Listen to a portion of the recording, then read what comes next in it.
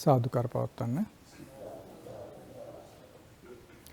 වැඩ සිටින මහා සංඝරත්නයන් අවසරයි. ශ්‍රද්ධා සම්පන්න පින්වත්නි. බලන්න බුදුරජාණන් වහන්සේගේ වචනය අපේ ජීවිත කොයිතරම් යහපත් කරනවද? සාමාන්‍ය ලෝකයේ ඉපදෙන කොයි සත්වයක් සිත කය වචනය කියන තුන්දොර තමයි හසුරවන්නේ. අපි දන්නා මිනිසුන් කවුරු බැලුවත් කොහෙ බැලුවත් මිනිසු සිත කය වචනය තුන්දොර හසුරමින් තමයි කාලය ගත කරන්නේ. ඒතර දෙවියන් උනත් ජීවත් වෙනවා කියන්නේ සිත කය වචනේ තුන්දොර හසුරවන එක.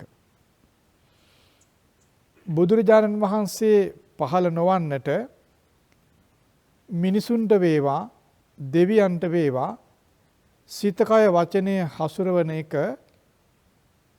යහපත්ව කරන්ට තේරෙන්නේ. බුදු කෙනෙක් පහළ වීමෙන් මිනිසුන් වේවා දෙවියන් වේවා ලබන ඊටාම උසස් ප්‍රතිලාභය තමයි තමන්ගේම සිත, තමන්ගේ වචන, තමන්ගේ කය යහපත් විදිහට හසුරවන්ට ඉගෙන ගන්නවා. සිත කය වචනය කියන තුන්දොර යහපත්ව හසුරවන්ට කියලා දෙන්නේ බුදුරජාණන් වහන්සේ පමණයි. සිත කය වචනය ඊටා යහපත් විදිහට හසුරවලා ඒ තුන්දොර ඊටා හොඳින් දමණයට පත් කරගත්තේ අපගේ බුදුරජාණන් වහන්සේ. සිත කය වචනය හොඳින් හසුරවන්න අසමර්ථ වුණොත් ඒ පුද්ගලයා එයින්ම විනාශ වෙලා යනවා. අවිහරඹයට අදක්ෂ සොල්දාදුවා තමන්ගේ ආයුධයෙන්ම විනාශ වෙනවා. අවිහරඹයට දක්ෂ සොල්දාදුවා තමන්ගේ ආයුධයෙන් තබා අනුන්ගේ ආයුධයෙන්වත් නසන්ට බෑ. අවිහරඹයේ අදක්ෂ සොල්දාදුවාට අනුන්ගේ ආයුධයක් එල්ලෙවෙන්න පෙර අනුන්ගේ ආයුධයකින් නෙමෙයි අදක්ෂයා විනාශ වෙන්නේ තමන්ගේ ආයුධයෙන්. ඒ තමයි අදක්ෂ කෙනාගේ ස්වභාවය. ඒ වගේ තමයි සිත කය වචනය කියන තුන්දොර නිවරදිව හසුරවන්ට අසමර්ථ මිනිසයා දෙවියන් හෝ වේවා තමාගේ විනාශය තමා විසින්ම ඇති කර ගන්නවා. බුදුරජාණන් වහන්සේ පහළ වීමෙන් සිත කය වචනය කියන තුන්දොර නිවරදිව හසුරවමින් ඒ සිත කය වචනය තුන්දොරින් තමාටත් අනුන්ටත් වන හානිය වළක්වලා තමාගේත් අනුන්ගේත් සුරක්ෂිත භාවය උපදවගෙන කිසි කලක කිසිවෙකුටත් හානි නොවන විදිහට සිත කය වචනය හසුරවන ආකාරය බුදුරජාණන් වහන්සේ අවබෝධ කර ගන්නවා. බුදුරජාණන් වහන්සේ ඉගෙන කියලා දෙනවා ලෝකයාට. අපි ධර්මයේ ඉගෙන ගන්නවා කියලා කරන්නේ ඒ බුදුරජාණන් වහන්සේ පෙන්වා දෙන දේ ඉගෙන ගැනීම. මොනවද පෙන්වා දෙන්නේ? සිත හසුරන විදිය, වචනේ හසුරන විදිය, කය හසුරන විදිය. කොහොමද හසුරවන්න ඕන? තමාටත් අනුන්ටත් කිසිවෙකුට හානි නොවන විදිහටයි. ඒක තමයි බුදුරජාණන් වහන්සේගේ පණිවිඩය. ඒක තමයි බුදුරජාණන් වහන්සේගේ ධර්මය. ඒ ධර්මයේ තමයි අපි ඊටා හොඳින් ඉගෙන ගත යුත්තේ. මක් නිසාද? එයින් අපගේ සිත, අපගේ වචන, අපගේ කය ඊටා හොඳින් හසුරන විදිය කියලා දෙන නිසා. ධර්මයේ නොදත් කෙනාට මොකද වෙන්නේ? හිතන විදියට හිත පාවිච්චි කරනවා, වචන පාවිච්චි කරනවා, කය පාවිච්චි කරනවා. අර නොදත් යමක් නොදන්න කෙනා, අදක්ෂ කෙනා, බාල කෙනා ආයුධයක් පාවිච්චි කරනවා වගේ. අදක්ෂයා, දුර්වලයා, බාල කෙනා ආයුධයක් පාවිච්චි කළොත් ඔහු හිතෙන විදිහට කරනවානේ. ඔහුට හිතෙන්නේ යම්සේද ඔහු ඒ විදිහට කරනවා. ඒ ඉන්න ඔහුට හානි වීම වළක්වන්න පුළුවන්ද? ඒකාන්තයෙන් ඔහුට හානි වෙනවානේ. ඒ විදිහේ තමයි අදක්ෂයා, දුර්වල කෙනා, බාල කෙනා සිත කය වචනය කියන තුන්දොර තමාට කැමැති විදිහට හසුරවනවා. එයින් වෙන්නේ තමාත් නැසිලා අනුන්ටත් පීඩා කරලා මහා විනාශයක් ඇති කර ගැනීම. බුදුරජාණන් වහන්සේ සම්බුද්ධත්වයට පත් වෙලා මේ ලෝකයේ දෙස බලද්දී බුදුරජාණන් වහන්සේ දැක්කා. භාග්‍යවතුන් වහන්සේ දේශනා කරනවා අර ඉහළ ඉන්න කෙනෙක් පහළ දෙස බලනකොට පහළ ඉන්න අයගේ හැසිරීම ඉතා හොඳින් පේනවනේ. අන්න ඒ වගේ ලෝක සත්වයාගේ හැසිරීම උන්වහන්සේ දකිනවා. උන්වහන්සේ දේශනා කරනවා සිතෙන්, කයෙන්, වචනයෙන් වැරදි කරන අය, වැරදි කරනවා කියලා කියන තමාටත් අනුන්ටත් හානි වෙන විදියට, අහිතවත් වෙන විදියට සිත, කය, වචනේ හසුරවනවට කියනවා වැරදි කරනවා කියලා. ඒතර ආන්‍ය විදිහට වැරදි විදිහට, දොස්සහිත විදිහට සිත, කය, වචනේ හසුරවන කෙනා මලාට පස්සේ പ്രേත ලෝකේ, නිරය, තිරිසන් ලෝකවල ඉපදෙන බව බුදුරජාන් වහන්සේ දකිනවා. ඒ වගේම කලාතුරකින් යමෙක් සිත, කය, වචනය තුන්දොර නිවරදිව භාවිත කරන අය ඉන්නවා.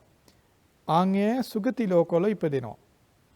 බුදුරජාණන් වහන්සේ තමයි මේ ලෝකේ පළවෙනියෙන්ම මෙන්න මේ සිද්ධිය දකින්නේ. බුදුරජාණන් වහන්සේට ප්‍රථම කිසි කෙනෙක් මේක දකින්නේ නැහැ.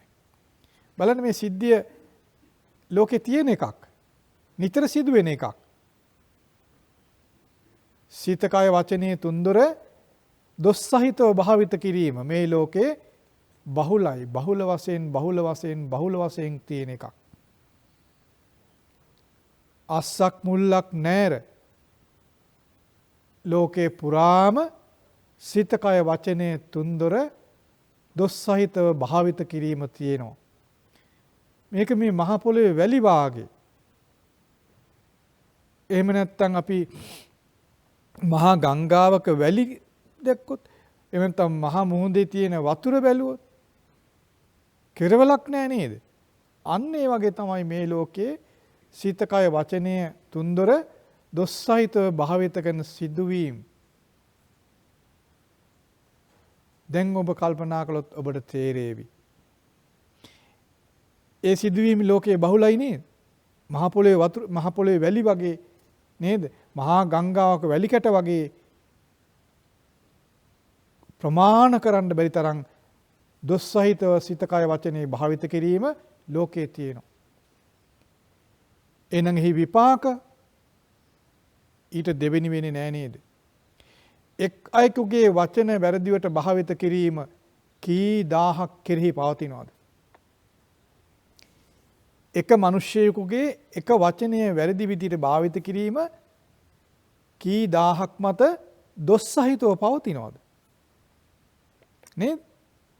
දැන් අපි දන්නවා මේ ලෝකේ ඇතම් මිනිසුන් එක වචනේ භාවිත කරනවා මරාපන් ওই මිනිසු කියනවා. වචන මාත්‍රයයි. එක මිනිස්සයයි වචන මාත්‍රයයි.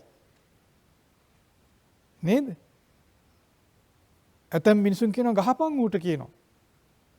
එක මිනිස්සයයි වචන මාත්‍රයයි. වනසාපන් කියනවා, ගිනි තියාපන් කියනවා. එක මිනිස්සයයි වචන මාත්‍රයයි. කී දහහක් මත ඒ වචනය අයහපත පිණිස, පීඩාව පිණිස, විපත පිණිස පවතිනවද? නේද? මෙබඳු සිදුවීම් මේ ලෝකයේ පුරා කොයිතරම් පවතිනවද? ලෝකයේ වර්තමානයේ ගත්තත් ඉතිහාසය ගත්තත් මේවා තමයි ලෝකය කියලා කියන්නේ. මිනිසුන් යම් තැනක ගැහැටක් පීඩාවක් විඳිනවා නම් ඒ සඳහා බලපාන්නේ මොනවද? සිත, කය, වචනය දොස් සහිතව භාවිත කිරීම.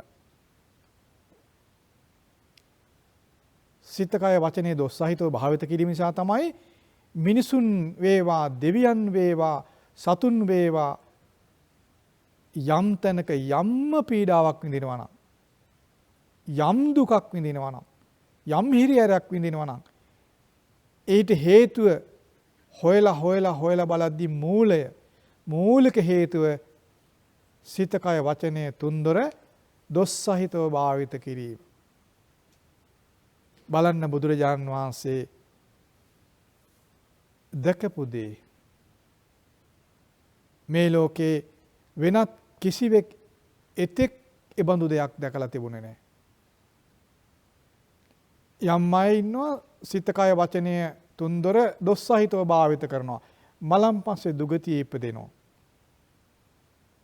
යම් අය ඉන්නවා සිත, කය, වචනය යහපත්ව භාවිත කරනවා. මලන් පස්සේ සුගතිය ඉපදෙනවා. දුගතිය කියන්නේ දුක් සහිත තැන්. සුගතිය කියන්නේ සැප සහිත තැන්. ඊළඟට බලන්න සිත, කය, වචනය දොස් සහිතව භාවිත කරද්දී මෙලවදීම පීඩා ඇති වෙනවා. මෙලවදීම කරදර කම්කටොළු ඇති වෙනවා. තමාටත් අනුන්ටත් අයහපත පිණිස ඒ දොස් සහිත ක්‍රියා හේතු වෙනවා. තමාටත් අනුන්ටත් පීඩාව පිණිස පවතින නිසා තමයි ඒ ක්‍රියා දොස් සහිත ක්‍රියා, වැරදි ක්‍රියා විදියට හඳුන්වන්නේ. ඒවා පාපී ක්‍රියා විදියට හඳුන්වන්නේ නිසායි.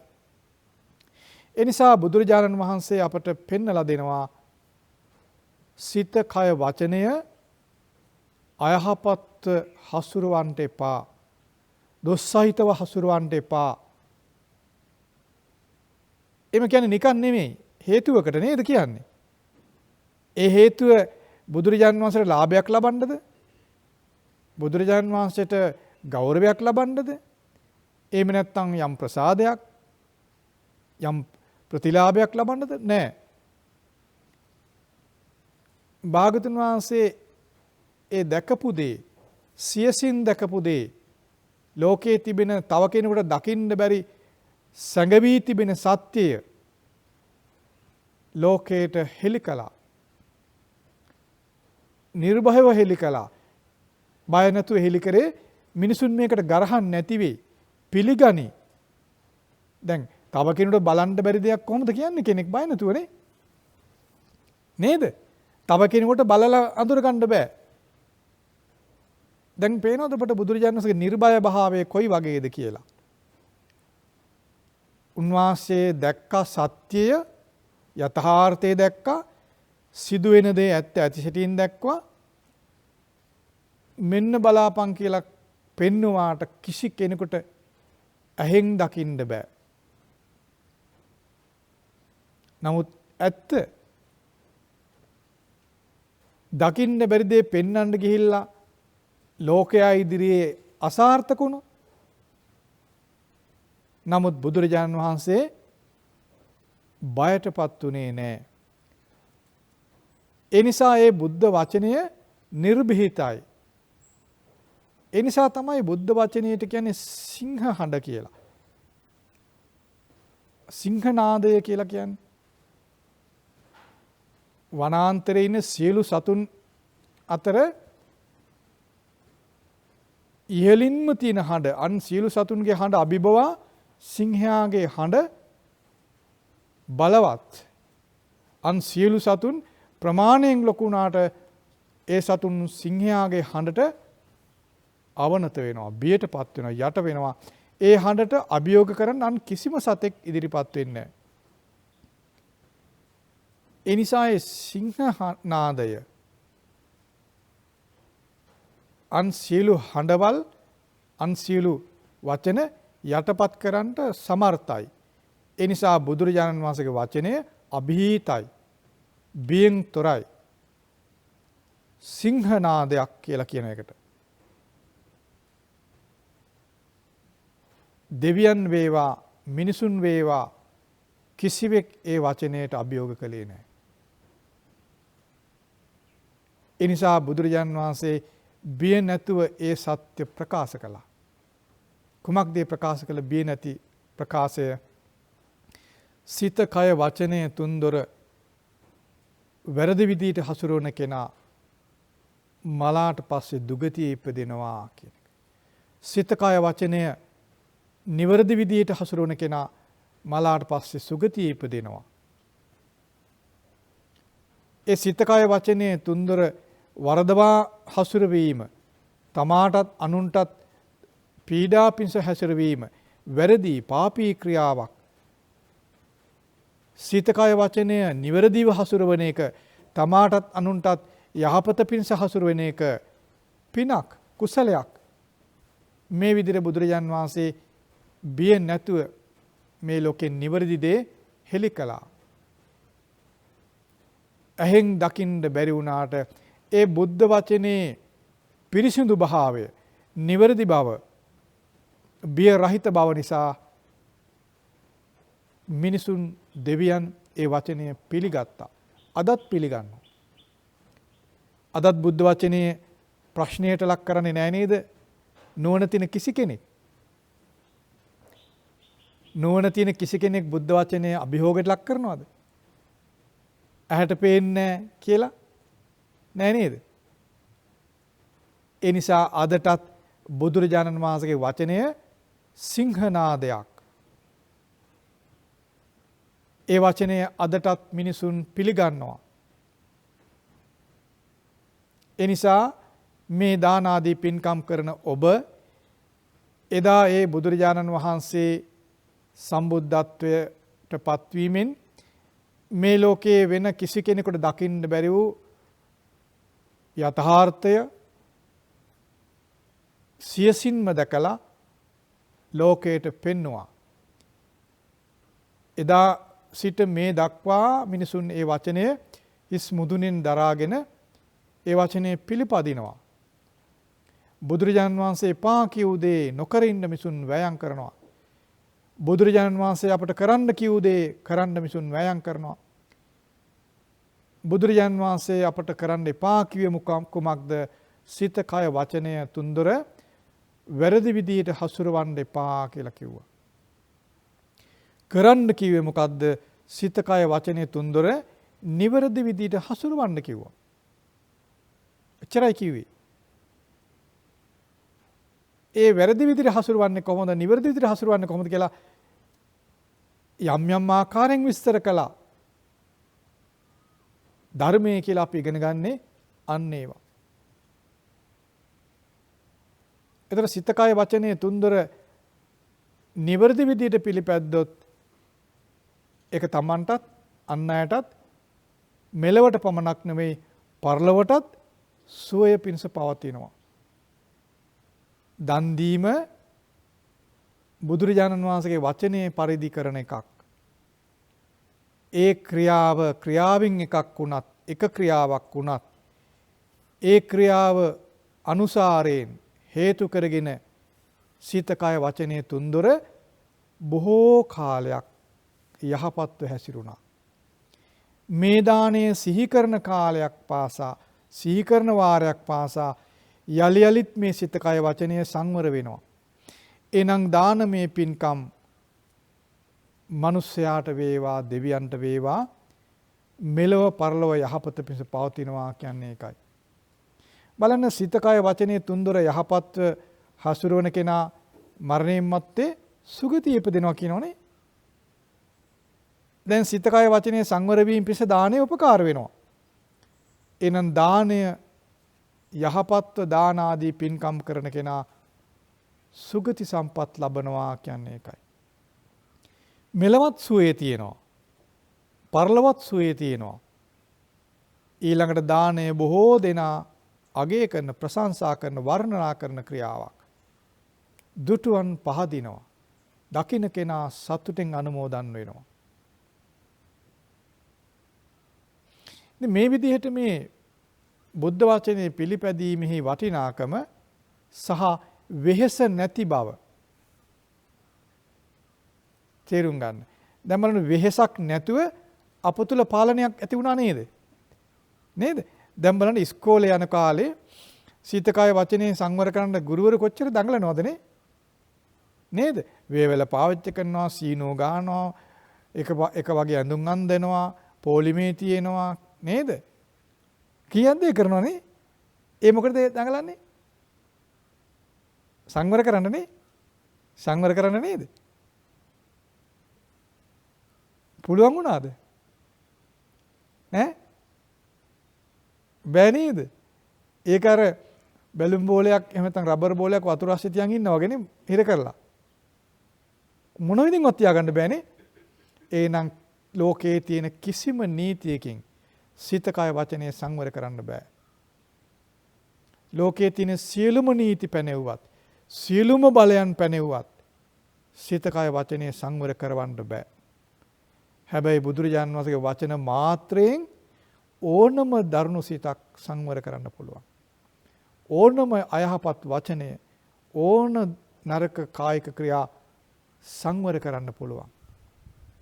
ඒ නිසා බුදුරජාණන් වහන්සේගේ ඒ ස්වභාවයට තමයි අනුත්තර පුරිස ධම්මසාරථි කියලා කියන්නේ.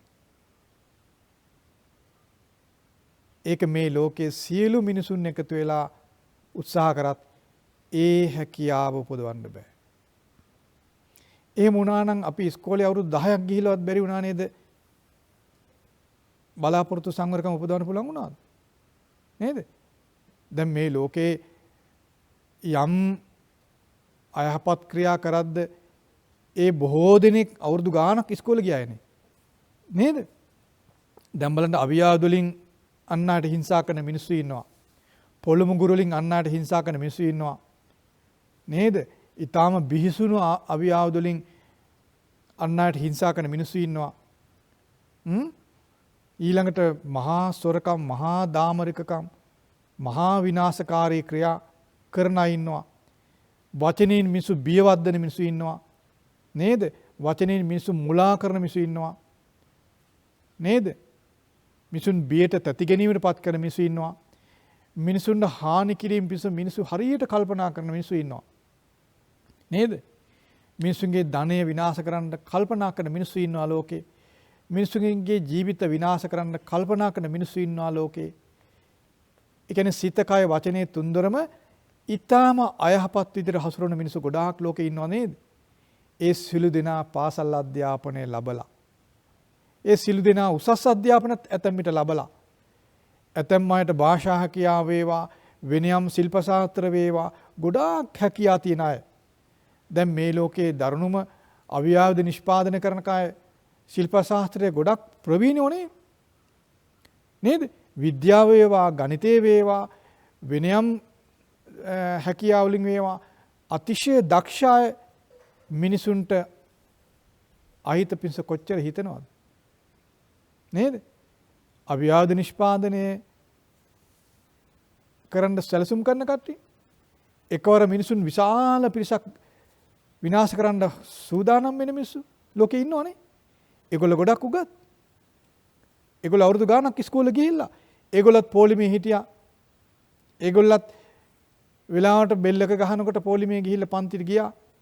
පූස් පැටව වගේ පොලිමේ හිටියා.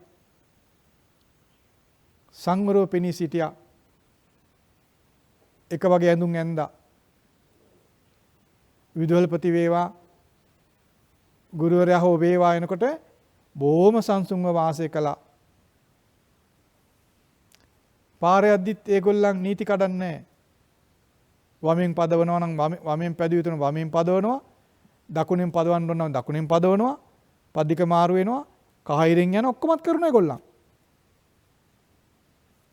හැබැයි සිත කය වචනය සංවරයිද? නමුත් බලන්නකෝ අකුරු ශාස්ත්‍රයේ පොඩ්ඩක්වත් ඉගෙන නොගත්තා වුණත් බුද්ධ වචනේ අහන කෙනා ස්වයංව පාරිශුද්ධ මිනිසෙක් බවට පත් වෙනවා. නේද? වෙහසක් නැතුව ඔහු দমনය වෙනවා. දැන් බලන්නකෝ මේ 7-8 දෙනෙක් පාලනය කරන පොලිසිය හමුදාව කොච්චර දඟලනවද? මහා දාමරිකයෙක් පාලනය කරන බුදුරජාන් වහන්සේ වෙහෙසෙන්නේ නේද? අදටත් බුද්ධ වචනේ අහලා නිවුණු හිතෙන් වාසය කරන දහස් ගණන් මිනිසුන් ලෝකේ ඉන්නවා. ලක්ෂ ගණන් මිනිසුන් ඉන්නවා. මහා දාමරිකකම් කර මිනිස්සු බුද්ධ වචනයට පැහැදී ඊතා යහපත් මිනිසුන් බවට පත් වී අවස්ථා අදත් ලෝකේ තියෙනවා. එහෙනම් බුදුරජාන් වහන්සේගේ වචනය මිනිසුන් වේවා දෙවියන් වේවා පෙළන් නැතුව ඊටාම සුව පහසුවෙන් අතිශය යහපත් ජීවිත බවට පත් කරන්න උදව් වෙන ධර්මයක්. ඒ නිසා ඒ උතුම් ධර්මයට වන්දනා කිරීම පින් ඉපදින දෙයක්. ඒ උතුම් ධර්මයේ ගුණ යමෙක් සිහි කරද්ද එයින්ම ඔහුගේ සිත පිරිසුදු වීම ස්වභාවයක්. මක් නිසාද? ඊතරම්ම බලවත් ඒ ධර්මය. ඊතරම්ම ඵල සහිත යහපත් දෙයක් බුදුරජාණන් වහන්සේගේ ධර්මය. අන්ලෝකේ කිසිවකට කිසිම ශිල්ප ශාස්ත්‍රයකට කළ නොහැකි දෙයක් බුද්ධ වචනයෙන් කරන්න පුළුවන්. ඒ නිසා බුදුරජාණන් වහන්සේගේ වචනේ යටපත් වෙන්න දෙන්න එපා. අද ලෝකේ මේසා ශ්‍රේෂ්ඨ බුද්ධ වචනයට පහර වදින අවස්ථා බහුල වශයෙන් තියෙනවා. බුද්ධ වචනේ බැහැර කරන මිනිසුන් ඉන්නවා. ඒකට හේතුව බුද්ධ වචනේ ස්වභාවය නොදන්නා නිසා. බුද්ධ වචනේ මිනිසුන් පිළිපදිනවා නම් ඒ බුද්ධ වචනේට ගෞරවය එයින්ම ලැබෙනවා. භික්ෂුන් වේවා උපාසකය වේවා බුද්ධ වචනේ පිළි නොපදින නිසා බුද්ධ වචනේ ගැන නොදත් කෙනා බුද්ධ වචනේට අපහදිනවා, ගරහනවා. යම් කෙනෙක් බුද්ධ වචනේ පිළිපදිනවා නම් අන්‍යයාගේ ක්‍රියාව නිසා බුදුරජාණන් වහන්සේගේ වචනේට ගෞරවය, නිසි ගෞරවය ලෝකේ බැහැර වෙලා යන්නේ නැහැ. එයින් තව කෙනෙක් බුද්ධ වචනේ පිළිපදින්න පෙළඹෙනවා. ඒ නිසා මේ දාන ආදී පින්කම් කරන සත්පුරුෂ ගති තියෙන ඔබ කොයි කවුරුත් පරම ශ්‍රේෂ්ඨ වන දෙවියන්ට මිනිසුන්ට යහපත සැලසෙන දෙවියන් මිනිසුන් යහපත් අය බවට පත්වීම පිණිස වෙහෙසක් නැතුව මිනිසුන් සුවපත් බවට පත්වන ධර්මය සුරක්ෂිත කර ගැනීම පිණිස කටයුතු කරන්න. ඒ සඳහා මේ දාන ආදී පින්කම් කරන්නා වගේ තමන්ගේ සිත කය වචනය වෙහෙස නැතුව සංවර වෙන බවට ඔබටම දැන් ඔබට තේරෙනවා නේද? දානය කියන ක්‍රියාව තුළ ඔබට ඔබේ සිත කය වචනය සංවර වුණ බව ඔබට දැන් තේරෙනවා.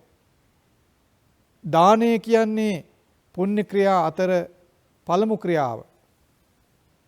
අප අහලා තියෙන පළවෙනි ක්‍රියාව. මීට වඩා බල සම්පන්න පුණ්‍ය ක්‍රියාවක් සීලය.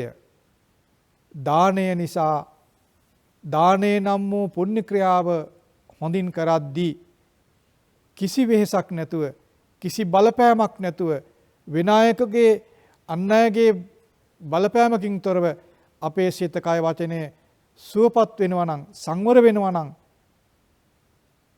දානයට වඩා බල සම්පන්න පුණ්‍ය ක්‍රියාවක් වන සීලය මුල් වෙලා අපේ සිත කය වචනේ කෙසේ සංවර වෙයිද?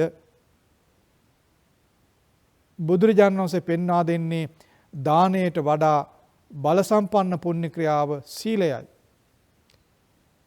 දැන් අප කතා කළා, දැන් ඔබ තේරුම් ගත්තා දානය තුල ඔබේ සිත කය වචනය සංවර වුණා.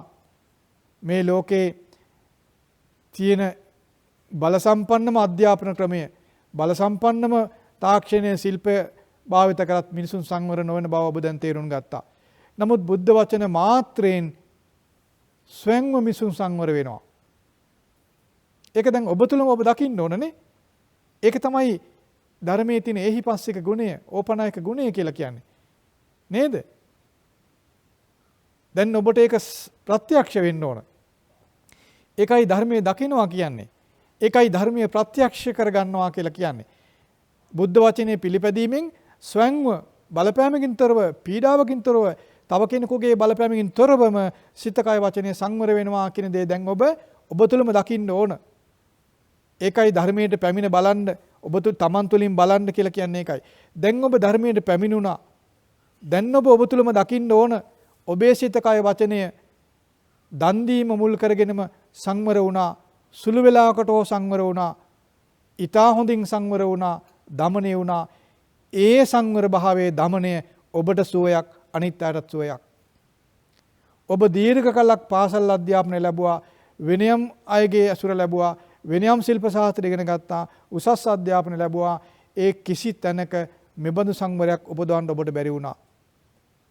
එහෙනම් ඒ සියලු ශිල්ප ශාස්ත්‍ර බුද්ධ වචනේ මාත්‍රයට යටයි. බුද්ධ වචනේ මාත්‍රයකටවත් මේ ලෝකයන් කිසිම ශිල්පයක් ශාස්ත්‍රයක් ලං කරන්න බෑ. සම කරන්න බෑ.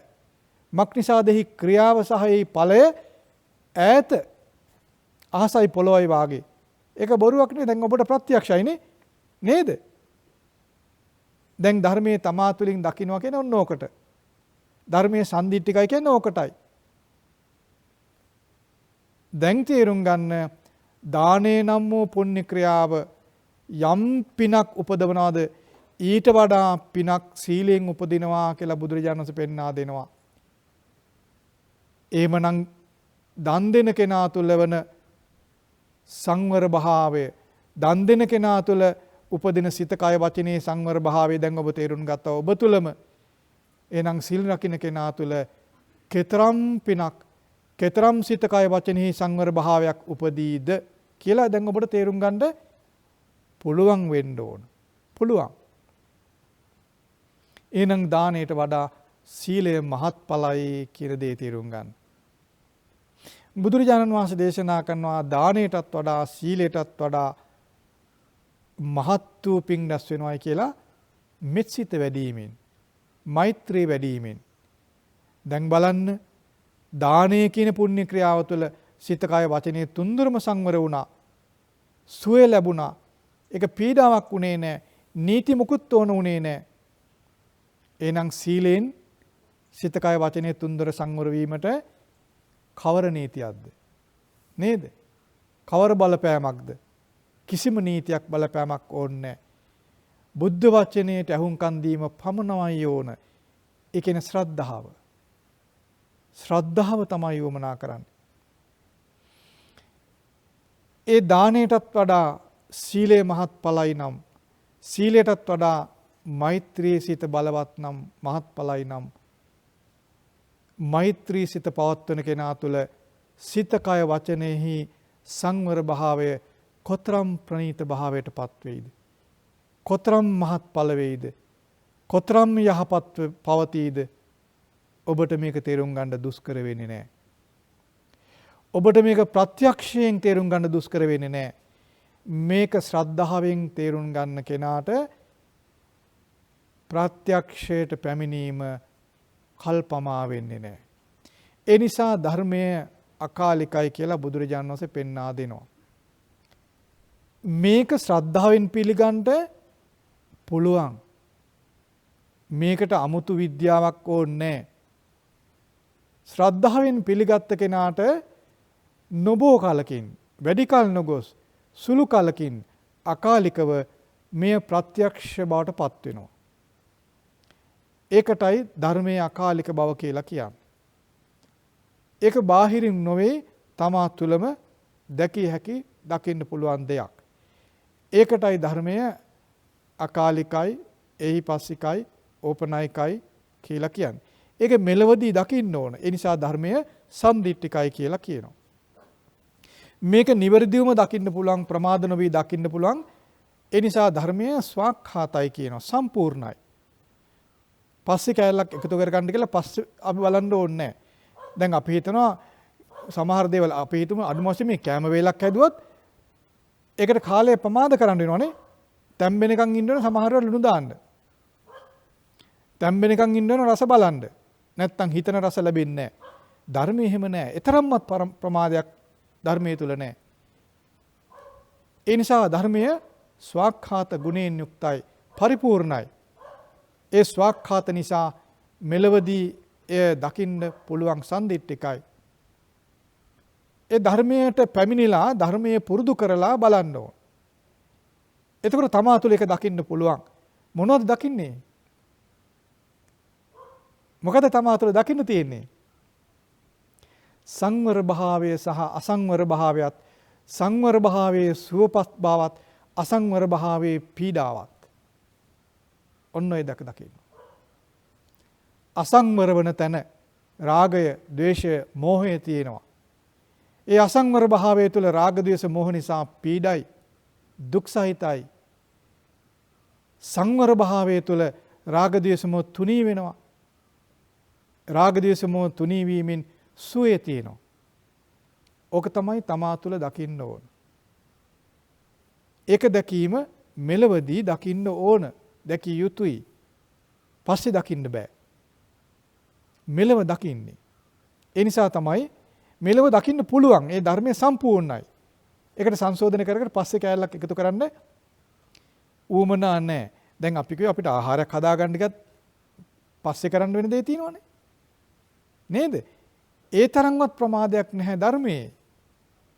මෙලවම දකින්න පුළුවන්. ඒ කියන්නේ ධර්මයේ සම්පූර්ණ වශයෙන්ම තියෙනවා. මනාකොට දේශනා කළා තියෙන නිසා මෙලවම ඒ දකින්න පුළුවන්. සම්දිට්ඨිකයි. කාලය ප්‍රමාද වෙන්නේ පැමිණි සැනින් දකින්න පුළුවන්. අකාලිකයි. ධර්මයට පැමිණිලායි තමයි බලන්නේ, පුරුදු කරලා. ධර්මයට පැමිණෙනවා කියලා කියන්නේ මොකද්ද? පුරුදු කරනවා කියන එක. ධර්මයේ පුරුදු කරනවා කියන තමයි ධර්මයට පැමිණෙනවා කියලා කියන්නේ. ඕපනායිකයි. තමන් තුල දකින්නේ ඒක.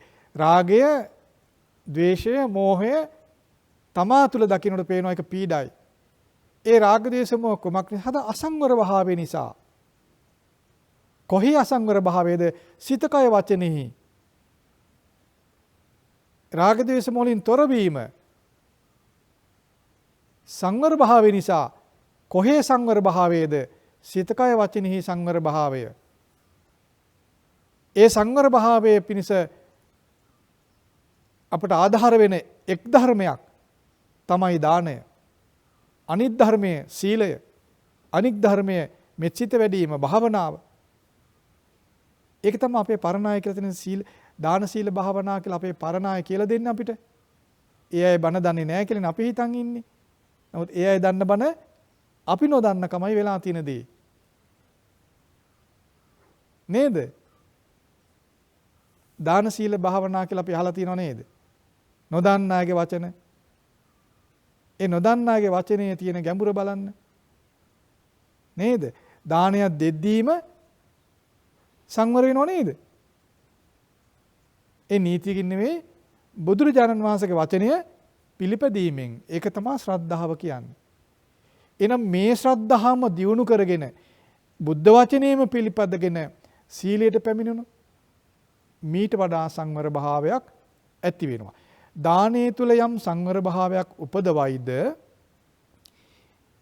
ඒ සංවර භාවයට වඩා සංවර භාවයක් සීලයෙන් උපදිනවා. ඒ කුමක්ද? සීලයේ තුල උපදින සංවර භාවය ස්ථාවර වෙනවා, පිහිටනවා, දියුණු වෙනවා.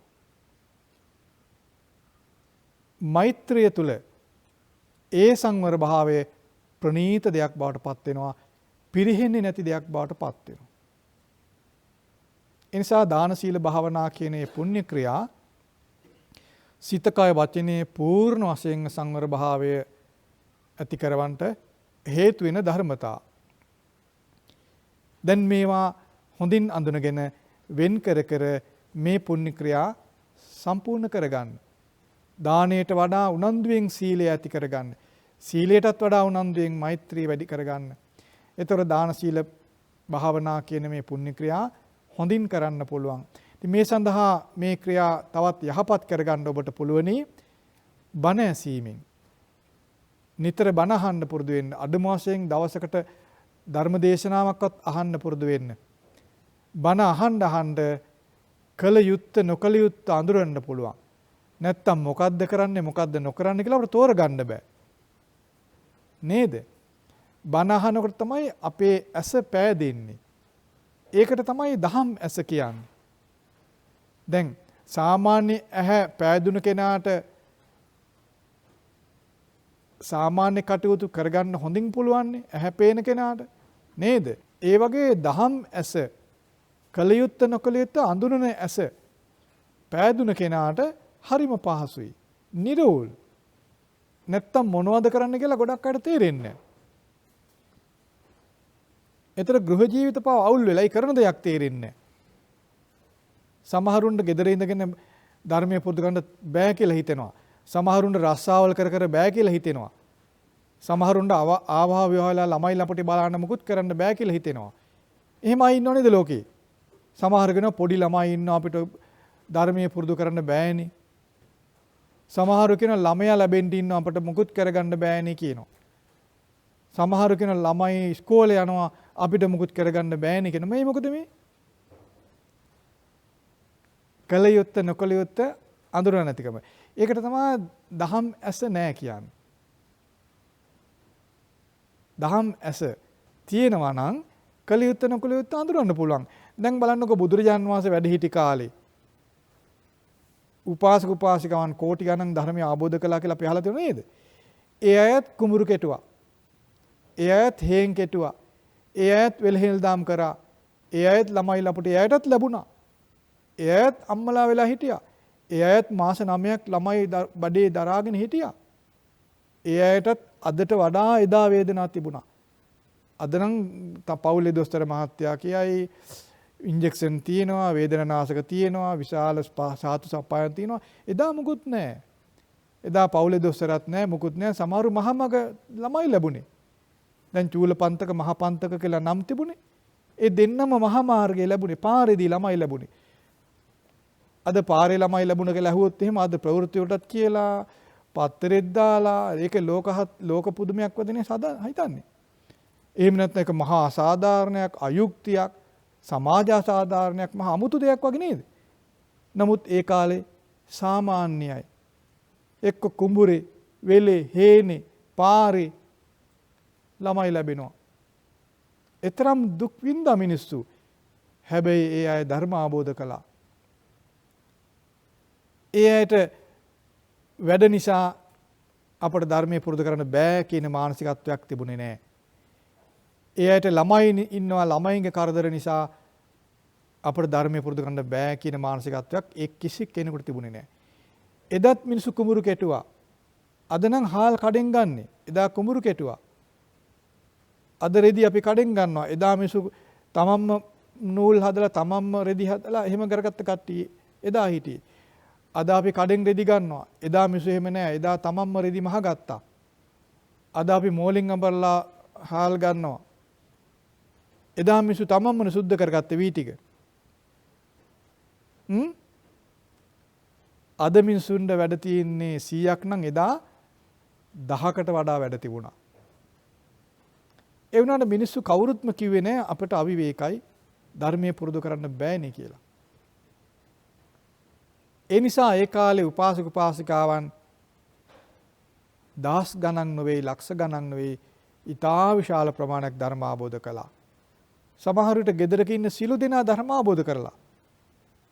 අම්මලා තාත්තලා ධර්මුණුබුරු ඔක්කොම ඇතම් ගෙවල් වල ධර්ම අවබෝධ කරගෙන සෝතාපන්න සකදාගාමි ආදී මාර්ගඵල ලැබලා. නේ? සමහරට බාසුන් නැහැලා, සමහරට කම්කරුවෝ, සමහර දාසියෝ පවා ධර්ම අවබෝධ කළා. එහෙනම් ඒගොල්ලන්ට වැඩ වැඩිවීම බාධාවක් උනේ නැහැ. වැඩ නොතිබුණා නෙවෙයි, වැඩ තිබුණා අදට වඩා. ඒගොල්ලෝ දැනගත්ත කල යුත්තේ කුමක්ද, නොකල යුත්තේ කුමක්ද? කල යුත්තේ මොකද්ද? දන් දීම, සිල් රැකීම, භාවනා කිරීම. භාවනා කිරීම කියලා කියන්නේ මොකද්ද? ඔක්කොම වැඩ අතහැරලා එක තැනක වාඩිලා සිටීම පමණක් නෙවෙයි. ඒක භාවනා කරන එක විදියක් විතරයි. ඒක කරන්නත් හැමෝටම පොඩි හරි කාලයක් තියෙනවා. අපි තුමු පය 8 රස්සාව කරන කෙනාට විනාඩි 20ක් වාඩි වෙලා ඉන්න ඕන තරම් වෙලාව තියෙනවා. බලන්නකෝ මේ ඊට වඩා වැඩි වෙලාවක් නිකරුණේ කාලේ ගත වීම නැද්ද කියලා. ඒතර භාවනා කිරීමේදී එක තැනක එරමිනියා ගොතලා එක තැනක වාඩිලා සිටීම පමණක් නෙමෙයි. ඒක එක ක්‍රමයක් විතරයි. දැන් බලන්න අපි දැන් භාගතුන් වහන්සේ කිව්ව පුණ්‍ය ක්‍රියා තුළ දන් දීම, සිල් රැකීම, මෛත්‍රී වැඩිම. මෛත්‍රී වැඩිම සතර ඉරියව්වෙන් කළ යුතු කළ හැකි දෙයක්. එතන මෛත්‍රී වැඩිීමේදී එක තැනක වාඩි වෙලා එරමිනිය ගොතාගෙන මෛත්‍රී වැඩිම එක ආකාරයක් විතරයි. හිටගෙන ඉන්නකොටත් මෛත්‍රිය වඩන්න ඕන. ඇවිදින්මින් ඉන්නකොටත් මෛත්‍රිය වඩන්න ඕන. හාන්ස් වෙලා ඉඳිත් මෛත්‍රිය වඩන්න. ඒ සතර ඉරියව්වෙම මෛත්‍රිය වඩන්න පුළුවන්. දැන් බස් එක යනකොට වාඩි වෙලා බස් එකේ හිටගෙන ඉන්නවා යනවා. ඒත් පුළුවන්. හේන්නේ කුඹුරි වැඩ කරනවා. ඒත් පුළුවන් මෛත්‍රී සිත පවත්වන්න. මේක සිත පවත්වන්න තියෙන්නේ. මෙත් සිත පවත්වන්න. දැන් ළමයි ලැබෙන්න ඉන්න අම්මා කෙනෙකුට හොඳට මෛත්‍රිය වඩන්න පුළුවන්. ළමයි ලැබෙන අම්මට, ළමයි ලැබුණ අම්මට, ළමයි නලවන අම්මට මෛත්‍රී වඩන්න පුළුවන්. බුදුගුණ හිතන්න පුළුවන්. දහම් ගුණ හිතන්න, සංඝ ගුණ හිතන්න පුළුවන්. දැන් ළමයෙක් ලැබෙන්න ඉන්න අම්මට ළමයා වෙනුවෙන් ඉතිපිසෝ ගාතාව සිහි කරන්න පුළුවන්. ළමයා නලවන අම්මට බුදුගුණ කිය ළමයා නලවන්න පුළුවන්. නේද? ඉතින් බලන්නකො ධර්මය අවබෝධ කරගන්න වෙලාව මන්දී කියන කතාව ඇත්තක් නෙවෙයි නේද? කුඹුරු පිටියේ වැඩ කරන මිනිසුන් ඉස්සර මිනිස්සු ගොයන් හැදුවේ බුදුගුණ කියා. ඉස්සර මිනිස්සු සිරීපාදේ නැග්ගේ බුදුගුණ කියා. ඉස්සර මිනිස්සු හේනේ පිටි වැඩ කළේ තෙරුවන් ගුණ කියා. අපි අහලා ඇති පරණ. දැන් ඒක සාහිත්‍යයක් වුණාට ඒ සාහිත්‍යයේ තියෙන නොදත් මිනිස්සුන්ට මතු පිට අර්ථය ගන්න. දන්න කෙනා මතු පිට අර්ථයට නෙවෙයි ඒක භාවිත කළේ. ශ්‍රද්ධාවෙන් භාවිත කළේ. අද බැරි ධම්මලාට බුදුගුණ කියලා ළමයි නලවන්න. නේද? පුළුවන් නේද? ඒතර වෙලාව තියෙනවනේ. Tamange ළමයා වෙනුවෙන් මෛත්‍රිය වඩන්න වෙලාව තියෙනවනේ. වෙලාව තියෙනවා. ඒ වෙලාව හඳුන ගන්න නොහැකිකමයි ගොඩකට තියෙන. ඒකට හේතුව තමයි කළ යුත්තේ මොකද්ද නොකළ යුත්තේ මොකද්ද කියලා නොදන්නකම. කළ යුතු දේ ගැන වෙන අදහසක් ගොඩක් අයට තියෙනවා. පැටලිල්ලක් කියලා කියන්නේ. ඒ නිසා ධර්මයේ හොඳින් ඉගෙන ගන්න, බණ අහනකොට ධර්මයේ පිළිබඳ දැනුම ඇති වෙනවා, පිරිසිදු වෙනවා, කළ යුත්තේ නොකළ යුත්තේ හොඳින් තේරුම් ගන්න පුළුවන්කම ලැබෙනවා. එතකොට අපිට රස්සාව බාධාවක් වෙන්නේ නැහැ ධර්මය අවබෝධ කරගන්න. රස්සාව බාධා වෙන්නේ ඒ රස්සාව තුළ ප්‍රාණඝාතය වෙනවා නම්, සොරකම වෙනවා නම්, වැරදි කාමසේවනය වෙනවා නම්, ඒ කියන්නේ රැකියාව විදියට. රැකියාව විදියට හෝ රැකියාව නිසා ප්‍රාණඝාතය, සොරකම, වැරදි කාමසේවනය, බොරු කීම, මද්ද්‍රව්‍ය භාවිතය මේ ආදී දෙයක් වෙනවා නම් අන්නේ රැකියාව ධර්ම අවබෝධයට බාධාවක්. ළමයි බැලීම නිසා ප්‍රාණඝාතය වෙනවා නම්, සොරකම් වෙනවා නම්, වැරදි කාමසේවනය වෙනවා නම් ඒක බාධාවන්නේ. එමෙ වෙන්නේ නැහනේ. නේද? දැන් රැකියාව නිසා රැකියාව හොඳින් කරනවා නම් කෙනෙකුට එයා තුළ මෙත්සිත ඉපදෙනවා. මොකද රැකියාව කියන්නේ නියතේ අනිවාර්යයෙන්ම තව කෙනෙකුට කරන සේවාවක්. කුඹුරු කෙටුවත්, බස් එකක් එලවන් ගියත්, කන්තෝරෙ ලිව්වත්, වෛද්‍යවරයෙක් වුණත්, බාසුන්නෑ කෙනෙක් වුණත් රස්සා විදිහට ඒ දේ කරද්දී ඒක ප්‍රාණඝාතය, සොරකම් කිරීම, වැරදි කාමසේවනය, බොරුව, මද්ද්‍රව්‍ය භාවිතය ආදී දේට සම්බන්ධ නැත්තම් අනිත් කොයි රස්සාව කරත් ඒක අනුන්ට කරන සේවයක්. ඒක දැනගත්තොත් මගේ සේවය අනුන්ගේ යහපත පිණිස, සුවේ පිණිස පවතිවා කියලා හැඟීමෙන් කරොත් මෙත්සිත තියෙනවා. මගේ සේවයෙන් අන් අයගේ දුක දුරු වේවා කියලා හැඟීමෙන් කළොත් කරුණාව තියෙනවා. ඕගොල්ලන්ගේ රස්සාව එහෙම පවතින්නේ නැද්ද? ඕගොල්ලන්ගේ රස්සාව ප්‍රාණඝාතය, සොරකම් කිරීම, වැරදි කාමසේවනය, මද්ද භාවිතය ඒ ආදී දේට සම්බන්ධ නැහැනේ. ඒකෙන් අනිත් අයගේ සුවපත් භාවය ඉපදෙනව නැද්ද? ඉපදෙනවා. අන්නේ ඉපදෙන සුවපත් භාවය ගැන හිතන්න. අපේ සේවයෙන් අන් අයට සුවපත් බවක් ඇති වේවා කියලා හිතලා කරන්න. මෛත්‍රිය තියෙනවා. අපේ දැන් ඕගොල්ලන්ගේ සේවයෙන් අනිත් අයගේ දුක දුරු වෙන්නේ නැද්ද? අපේ සේවයෙන් අන් අයගේ දුක දුරු වේවා කියලා හැඟීමෙන් කටයුතු කරන්න. කරුණාව තියෙනවා. අපේ සේවය නිසා අන් අයගේ සුවපත් භාවයේ හානි නොවේවා, අන් අයගේ සැප ආරක්ෂා වේවා කියලා හිතලා කරන්න. මුදිතාව තියෙනවා. අපේ සේවය නිසා 아무තු කීර්තියක්, ප්‍රශංසාවක්, 아무තු නම්බුවක් අපට ඕනේ නැහැ. අපි සේවය කරනවා කියලා හැඟීමෙන් කරන්න. උපේක්ෂාව තියෙනවා. ඒතර ඔබට ඔබේ රැකියාව සතර බ්‍රහ්ම විහරණ සහිතව කරන්න පුළුවන්. අම්මා කෙනෙකුට කවර කතාදනේ? ළමයා ඇඬුවා, ළමයා ඇඟේ චූ කරා, ළමයා කෑ ගැහුවා. ළමයා නිදාගත්තේ නැහැ. මේ කිසිවක් මවෙක් පෙලන්නේ නැහැ. ළමයි කීයක් හිටියත් ඒ අම්මට මෛත්‍රිය, කරුණාව, මුදිතා, උපේක්ෂාව උපදවන්න පුළුවන්. ඒ නිසා තමයි අම්මලා සතර බ්‍රහ්ම විහරණේ වාසය කරනවා කියලා කියන්නේ. ඉතින් බුදුරජාන් වහන්සේගේ ධර්මයක් ඉගෙන ගත්තොත් අම්මලා කොයි කාටත් ඉතා හොඳින් ධර්ම අවබෝධ කරගන්න පුළුවන්. ඒකයි ඒ කාලේ අර ධර්මමුණුබුරෝ ගොඩාක් ඉර විශාකාව වගේ කට්ටිය පහස්වෙන් හිටියේ. අවබෝධ කළේ ධර්මය ඒගොල්ලෝ. නේද? අද තියෙන්නේ මේ දැනුම පිරිසුදු නැතිවීමේ ගැටලුවක් විතරයි. ධර්මයේ ගැන පිරිසුදු දැනුමක් නැතිකම තමයි අද තියෙන ගැටලුව. නැත්තම් වැඩි වීමක් හෝ වෙන මොකුත් නෙවෙයි. ධර්මයේ හොඳින් දැනගත්තොත් මේගොල්ලෝ මල් පිපුණා වගේ ධර්ම ආબોධයට සුදුසු අය බවට පත් වෙනවා. මල් පිපෙනකොට ඒක ඵලයට සුදුසුකම් ලබනවනේ. මල් පිපෙනවා කියන්නේ ඵලයකට සුදුසුකම් ලබනවනේ.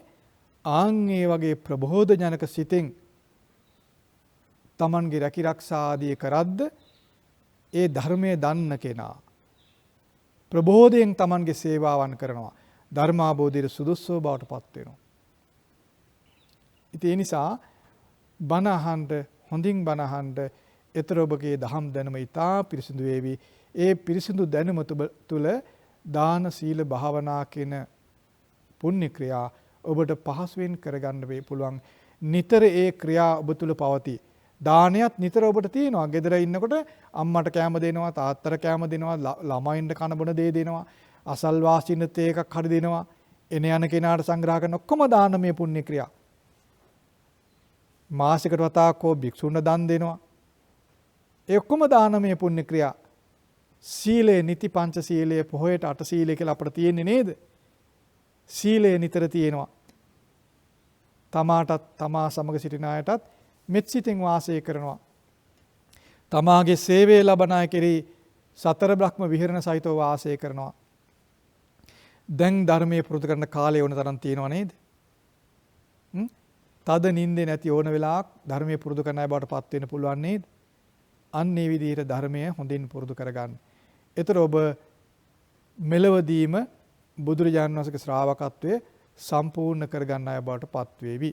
අපි සෙත් පතනවා මේ උතුම් පුණ්‍ය ක්‍රියාව සම්පූර්ණ කරගත්ත ඔබට බුදුරජාණන් වහන්සේගේ වචනේ පරිදි ජීවිතය සම්පූර්ණ කර ගැනීම පිණිස වාසනාව උදා වේවා.